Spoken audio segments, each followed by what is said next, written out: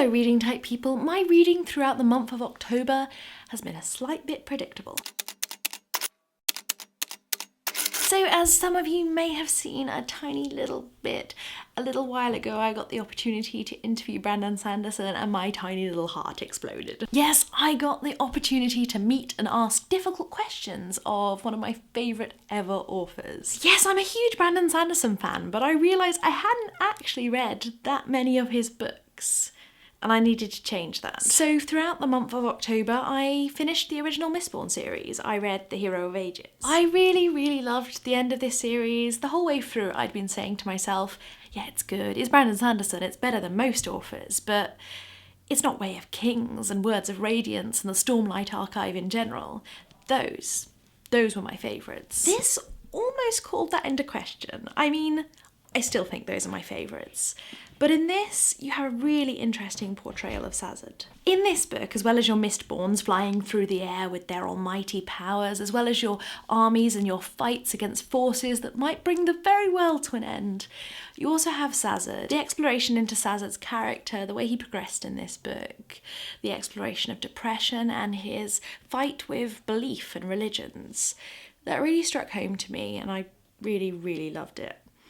This book earned a higher place in my heart because of it. I then went on to The Mist Strikes Back, Alloy of Law, our second incarnation in this world. These books are set 300 years later in a kind of cowboy, steampunkish world. We have Wax, a lawman from the Roughs, and Wayne, the funniest, hat-swappingest character I have ever read. And I really loved them. They had the brilliant, heavy background of the original trilogy, but they were fast-paced, they were fun, and I couldn't stop reading. This is a standalone, and then this is the start of a new trilogy featuring all those characters.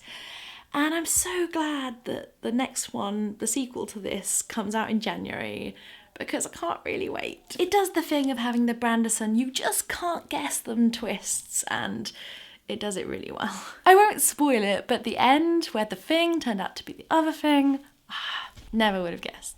Finally, I consumed 2 books, not by Sanderson. I feel like such a traitor to the bookie world. The first one, I can't show you it because I don't have a physical copy of it. I have a digital copy of it. So let me put it on screen here. This is Am I Normal by Holly Bourne. I think I bought it because it was very cheap in a Kindle sale once and I was intrigued. I finished the book I was reading on a bus in the middle of nowhere and looked to my phone for any sort of entertainment and found this ebook.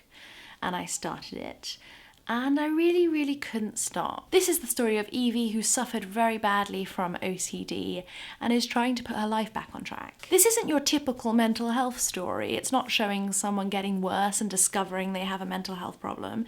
It's showing someone who is diagnosed, who knows what they have, and has been prescribed medication for it.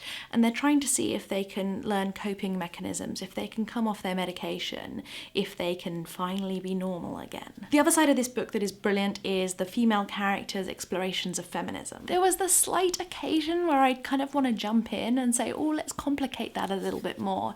And then I'd remember that they're 16-year-old protagonists just discovering feminism and exploring feminism for the first time. I probably shouldn't have corrected them on the tiny minutiae. It still rankled me a tiny little bit though, like when one of the characters said that all women have periods. Not all women have periods. But generally, I really loved this book. I found it quite a hard read. It can be quite triggering in some ways, but still so brilliant and almost therapeutic to read. If you're looking for YA or mental health, this should be top of your list. Last but not least, a book I didn't read. I did consume it in this month though, I listened to it. Yes, I've become an Audible person, I now listen to books. What an odd idea.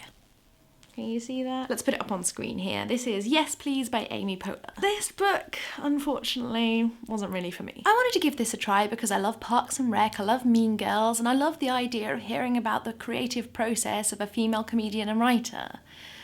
Unfortunately, it just didn't really work for me. Amy stresses at the beginning of the book that she found it really hard to write. And working in the publishing industry, I feel like I know what happened. That people said to her, hey, this will sell loads, and people really wanted it to sell loads. So they really pushed her into writing a book.